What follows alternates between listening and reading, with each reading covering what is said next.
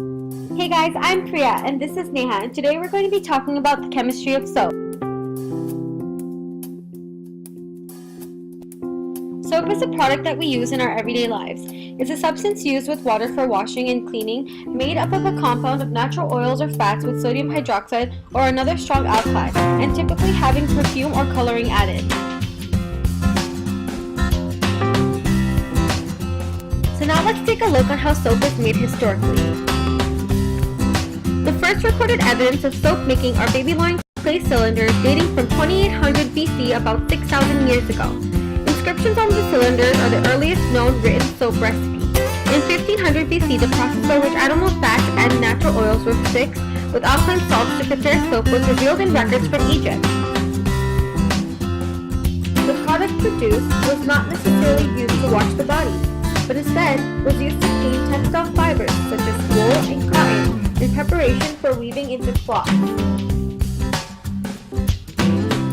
It wasn't until the 18th century that bathing came into fashion. In 1791, the French chemist Nicolas Leblanc discovered how to extract soda from common salt. Around the same time, Louis Pasteur proclaimed that good personal hygiene would reduce the spread of diseases. By the beginning of the 19th century, soap making was one of the fastest growing industries. So now that we've covered the history of how soap is made, let's talk about the chemistry of soap and its structure. The structure of soap consists of a long hydrophobic hydrocarbon tail and a hydrophilic head. The length of a hydrocarbon chain varies with the type of fat or oil, but is usually quite long. The anionic charge of the carboxylic head is usually balanced by either a positively charged potassium or sodium cation. So now that we're done talking about the structure of soap, let's talk about how the structure helps with its intended purpose. Soap breaks up the oil into smaller drops, which can mix with water. It works because soap is made up of molecules with two very different ends. One end of the soap molecule loves water, and the other one fears water.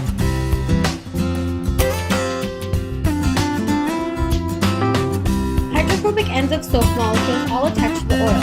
Hydrophilic ends stick out into the water. This causes the drops of oil to form. These drops of oil are suspended in the water. This is how soap cleans your hands. It causes drops of grease and dirt to be pulled off your hands and suspended to the water. Next, we're going to be talking about how soap is made today. Soap is made through many processes such as the cold process, hot process, neutralization, and hydrolysis. But today it is most commonly made through saponification. Saponification is the alkaline hydrolysis of the fatty acid esters. For example, the chemical reaction between any fat and sodium hydroxide is a saponification reaction. Triglyceride plus sodium hydroxide or potassium hydroxide will react together to give you glycerol plus 3 soap molecules. As you can see, a carboxylic acid is reacting with alcohol to form an ester.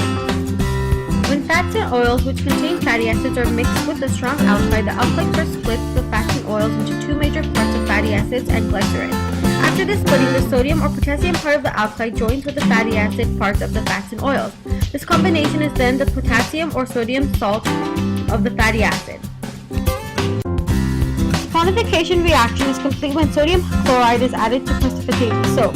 The water layer is drawn off the top of the mixture and the glycerol is covered using the vacuum distillation.